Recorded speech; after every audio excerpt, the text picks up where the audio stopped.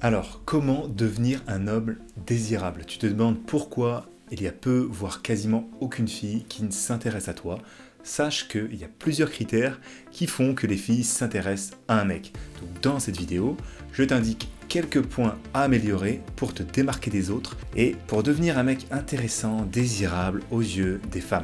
Alors reste bien jusqu'à la fin où je te glisserai un petit peu comme d'habitude mon gros tip du jour. Après les sections qu'on va voir ensemble, ça va monter crescendo comme d'hab, car j'aime te condenser des conseils bien propres pour pas que tu perdes ton temps sur cette chaîne.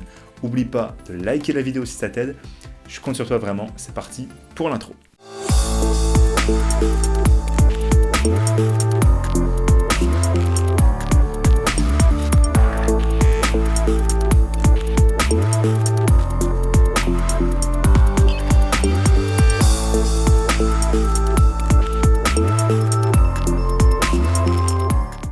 Donc il ne s'agit pas de devenir désirable auprès de tout le monde, tu vois, c'est impossible. Tout le monde ne peut pas se mettre ce challenge, c'est too much. Donc on ne peut pas plaire à tout le monde. Et donc pareil, on ne peut pas forcément plaire à toutes les filles, se faire désirer par toutes les filles.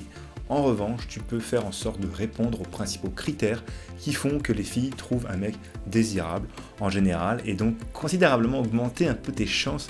Et voilà, pourquoi s'en priver? Donc avant que j'oublie, rejoins notre canal privé Telegram dans la description pour des conseils en tout genre avec les femmes que je ne mets pas forcément sur YouTube.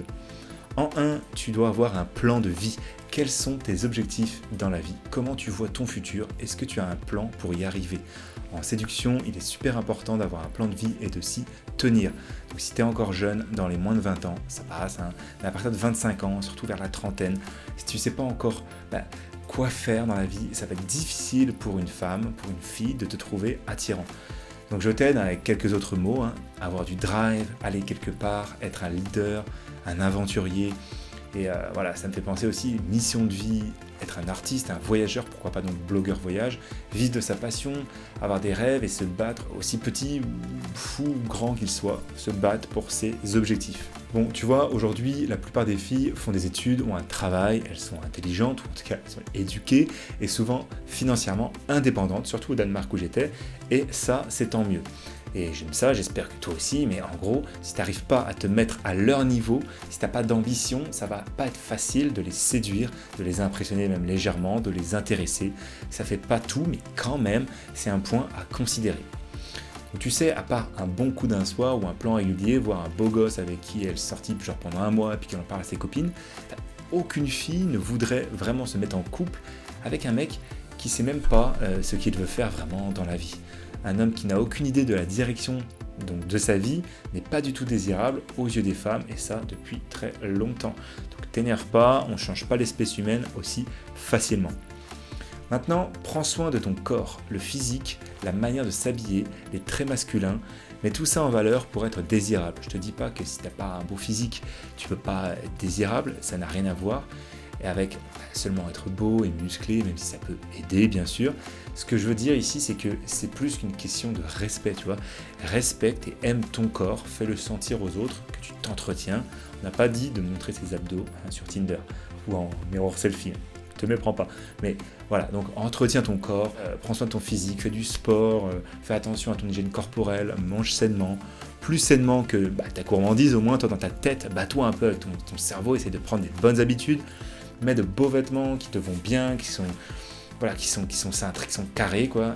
Et c'est prendre une décision, pareil, quand tu achètes ce vêtement-là, sans état d'âme, ta garde-robe, tu la tries, ça doit vraiment être carré, comme je te dis. Tu jettes ou tu donnes ce qui ne va pas. Parce que sinon, tu perds de l'argent, tu perds du temps à porter des choses qui ne te vont pas, parce que tu penses que ça valait 100 €, du coup, ce pull est bien, parce qu'il était joli, la couleur était... Mais si ça ne te va pas, ça va pas. C'est mieux un truc à 12 € qui te va, qu'un truc cher et que tu aimais bien sentimentalement qui ne te va pas. Donc voilà, comme ça tu seras vraiment bien dans ta peau, tu auras plus d'assurance, plus confiance en toi, les filles voient ça, elles trouvent ça désirable.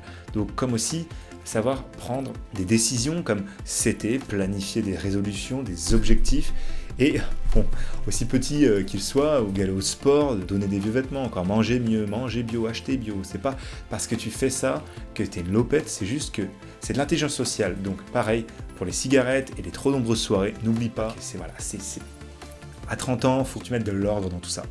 Alors, n'oublie pas non plus la galanterie. Il est vrai que ça marche pas avec toutes les filles, mais il y a encore pas mal qui apprécient ça. Traite les autres comme tu voudrais être traité. Sois plus classe que la veille chaque jour. Essaye d'un petit peu de t'élever là. Puis même, tu vois, moi je me tiens pas tout le temps droit non plus, parce que je suis dans mes pensées, mais tiens-toi droit physiquement et comme mentalement, droit dans tes bottes. Désolé, hein, c'est un petit peu des ordres dans cette vidéo, mais vraiment c'est pour te challenger, c'est pour ton bien. Aussi, un petit peu plus cool, donc montre un point important, il faut que tu montres ça, ce point important-là, le sourire, donc la positive attitude, l'enthousiasme, l'énergie, le dynamisme positif, un bon sourire, un beau sourire. Tout ça, hein, ça montre que tu es bien à tes baskets et que tu aimes tes dents accessoirement.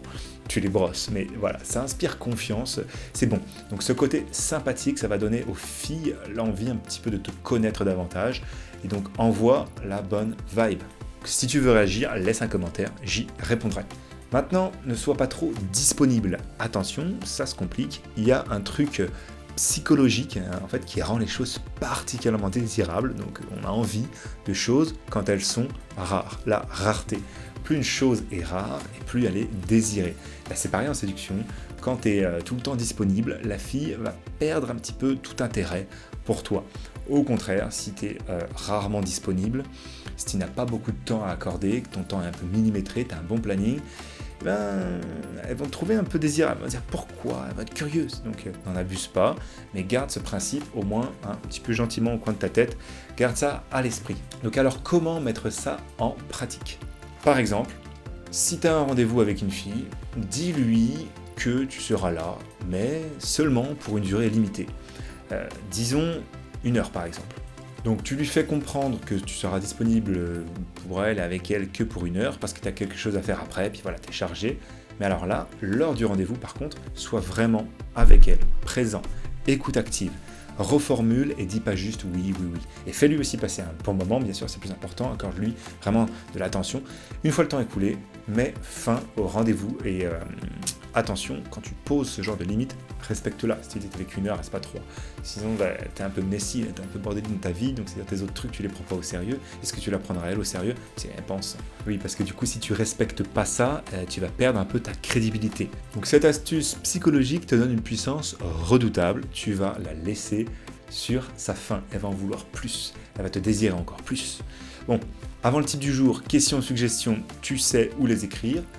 Et récupère maintenant, c'est un petit peu le même geste là, c'est en dessous, ton accès à mon tuto gratuit. Tu cliques dans cette description, ça va s'ouvrir dans une autre fenêtre, si j'ai bien fait mon boulot, pour que tu puisses checker ça à la fin, parce qu'il y a le type du jour qui arrive. Et donc, c'est une formation gratuite, si tu ne connais pas encore, pour améliorer vraiment ton profil Tinder, à peu près en 35 minutes, pour avoir plein de matchs, aussi plein de logiciels pour améliorer, noter tes photos, et également des applications de rencontre un petit peu spéciales, dont tout le monde ne connaît pas forcément le potentiel.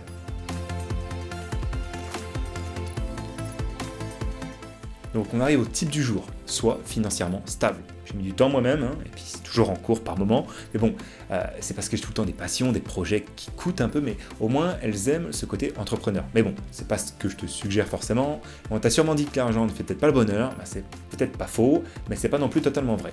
Sinon, ce serait pas l'une des principales causes de disputes dans un couple. Et oui, c'est pas moi qui le dis, c'est Google. Alors mon père, lui, disait, l'argent ne fait pas le bonheur, mais il y contribue fortement. Bon. Quand on y pense, dans l'autre sens, les problèmes d'argent peuvent mener quand même un peu au malheur.